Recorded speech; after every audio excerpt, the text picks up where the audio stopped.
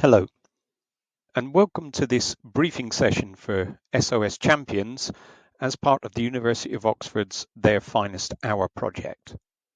My name is Stuart Lee, and I'm the Principal Investigator on Their Finest Hour. The purpose of this briefing is to just give you some background to the full project, but also to focus in particular on the Save Our Stories campaign, and to answer these specific questions: what would I, i.e. you, be asked to do? And we will look at two scenarios: one, a very simple thing you could be doing to help us, and then something, if you have more time, that you could concentrate on by helping more people to work with the project. And finally, we will conclude with further information. So Their Finest Hour is a 2-year project funded by the Heritage Lottery Fund and one run by the Faculty of English at the University of Oxford. It started in 2022 and will run to 2024. The objective of the project is to crowdsource, i.e. collect stories, objects, etc. in digital form from the public that relates to the experiences of everyday people from Britain and the Commonwealth during the Second World War. It's important to note we're talking here about everyday people, so this might be children who lived through the war, women, men who served on the home front, as well as those who served in the armed forces. And it may be that people who are just descendants from that generation as well, who have stories to tell. As part of our project, we've been crowdsourcing through two means. One is an online portal, which I will introduce you to later, but also through about 60 digital collection days which have been run throughout the country. And these are events where people physically bring items along and they are interviewed and they are photographed there and then.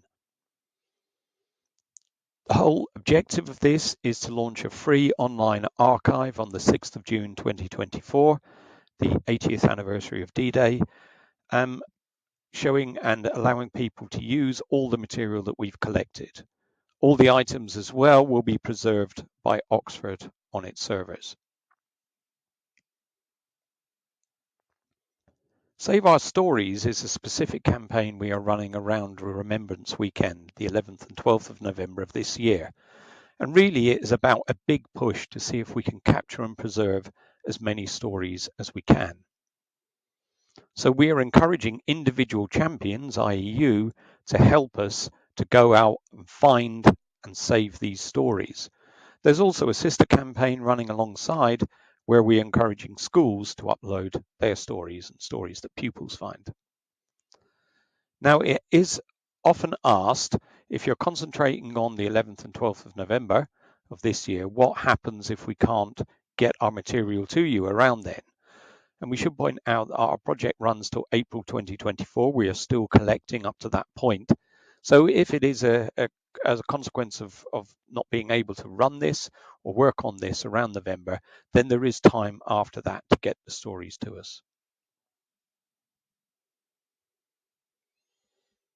So what would you be expected to do as an SOS champion? Well, very simply, spread the word. So you can see there we have a sample message that you may wish to use or reword, which basically alerts people to our project, Save Our Stories, and focuses their attention on the weekend of 11th and 12th November and asks them to go to our website and share their story. So at a very simple level, that's what we're asking you to do. And the wording for that message is in the Champions Pack, which you will have been sent or you can download from our website. Importantly, you know your community. You'll know also that where you might want to put up a poster about the project, and there is a poster in your pack. It could be the local library, it could be a shopping centre. As you can see there, village hall, community centres, faith centres, leisure centres, cafes. You may know of local newsletters, printed or digital, that go around your community where you might be able to quickly get a message in. You may have a local newspaper, printed or online, which you can write a short piece for, or you know the social media groups, the Facebook groups, for example, local gossip or what's on in your town or village, or a reminiscing group. Again, you may know local history societies or similar who are actively trying to collect material from your town and village. And you may also know or have contacts with local care homes or community networks that support the elderly, because they are often the people that hold the items we're trying to collect and the stories. We've also seen that we get great response from volunteer groups, local historians, scouts, guides, Sea Scouts, those sorts of people. So please reach out to them. And finally, local schools. We have a sister campaign, as we've said, running alongside this, specifically aimed at schools. So if you do know of a school, please direct them to that and you'll find the address and the pages on our website. Now, if you want to do just this, that is all you need to do. As we've said, simply spread the word. However, it may be that you are willing to do a bit more, and that may be supporting people to directly get the stories to us. Now, I want to take you through those stages and give you some ideas and some suggestions for each. So first of all, find a story. So you may know of some people in your local community who may have a story, or you may, through those spreading the word contacts, find people. And the important thing to convey to them is that this could be about anything related to the Second World War. It could be a family member. It may be they actually lived through the war. It might be a friend of the family, or it may be something that happened in your locality. It can just be a story or a memory that's been passed down or someone has that they're willing to share. But it could also include photographs, letters, kit, equipment, souvenirs, anything and more. The only thing we'd say is that it really should be focused on the citizens of Britain and the Commonwealth and their experiences during World War II. That's what we're aiming to preserve. And I should point out we're particularly interested in the experiences of everyday people and those from underrepresented backgrounds, such as ethnic minorities. Now, before we proceed a bit to how you can get this to us, there are three things which I'd like to take you through around some forms. Now, in your Champions Pack, you will find blank forms which you can print out and copy and use. The first of these is the story form. You may wish to take this with you because it allows you to write in the story box the story about what the person is trying to tell you. It will also give you some space to put in the name of the person and their connection if they are related to someone in the story they're telling. And you then can also put your name, who you are. The longer interview box, it's worth ticking or acknowledging there if you believe that we as a project should contact the contributor for a longer interview, maybe to explore in more depth some of the material they're talking about. You'll also find a series of further questions, which we'd be very grateful if you could fill these in or at least talk to the person you're interviewing if you get to that stage. And these are really quite interesting research questions that we wish to sort of look at and answer some of the sort of long-standing questions about people's current attitudes to the Second World War. But finally, and most importantly, is the consent and permissions form, and this runs to 2 pages. It's absolutely critical that you get the name, address, and contact details of the contributor, the person who owns the story and is sharing it with us, and get them to tick the boxes and sign them. Without this, we cannot use the material that is sent to us. Now, there are options of doing this online, which I will come to in a second. But as I said, for all 3 of these, you may wish to print these out and bring them along with you if you are going to interview someone, or if they come to you, then you would have them to hand to fill in. Now, when we talk about capturing the story, as I've just said, you could just write it down onto that story form, or you could type it up into a computer because you can then copy and paste it into an online form later. But we're also talking about photographs of objects. So if letters or diaries or there's some equipment or photographs of people from the war are there, then we'd like you to take digital photographs of these. And please take as many as possible. We can store them all.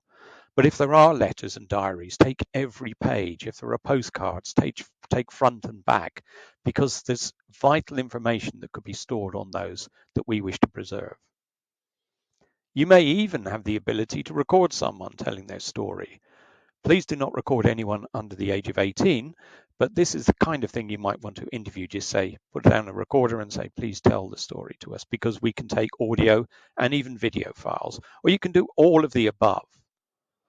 Now, you can imagine, the first part can just be done using pen and paper, and then we will get to be seeing how you can submit that at a later stage. But everything there could be done on a mobile phone, maybe with a camera and a microphone.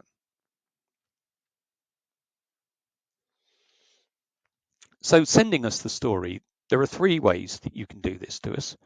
First of all is to go to our website, theirfinesthour.org, and click on the big box saying share your story. You'll be asked then to complete the online form with the person you're sitting with, the contributor, and you can attach and upload any files that you have, photographs, objects, and so on. What you need to do is make sure that the person who you are helping to do this completes the terms of service and agrees to our conditions, and then clicks submit. So as a digital SOS champion, you're basically helping them complete the form and maybe photograph items and attach them. If the people do ask about the terms of service, there is a participant information sheet which is in your pack, and a data protection poster which just explains a bit about all of what will happen to the material after that.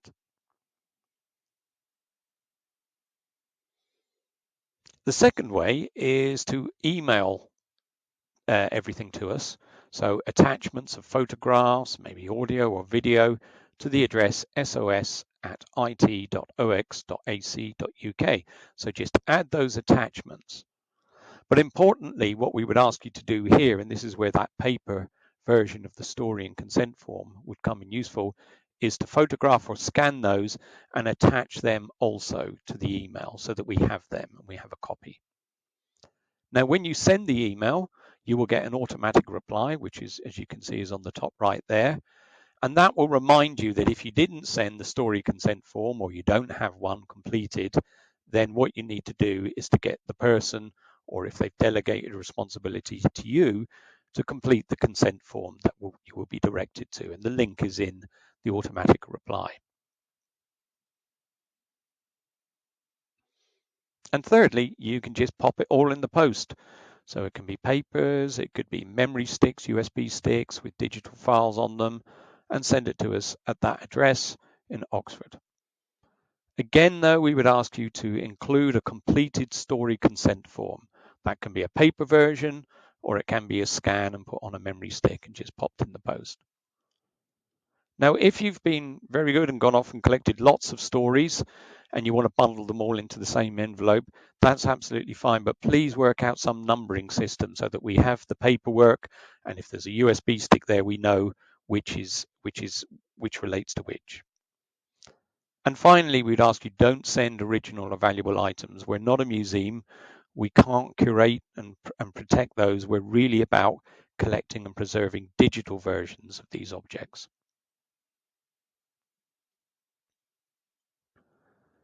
So finally, help is at hand. Hopefully you will have received the Champions Pack, which explains all of this. There are instructions in there. There's posters, certificates, communications messages, there's the story consent form, and so on. Everything is also on our website. There are info sheets for people who wish to submit, and so on. So please go to that. And finally, just email us with any questions. They're finesthour@ell.ox.ac.uk. And finally, I'd just like to say thank you on behalf of the project. We realise your time is scarce, but we hope you agree that this is a very important initiative. This is one of the last chances we'll have to capture and preserve these stories and objects before they pass into oblivion. Thank you very much.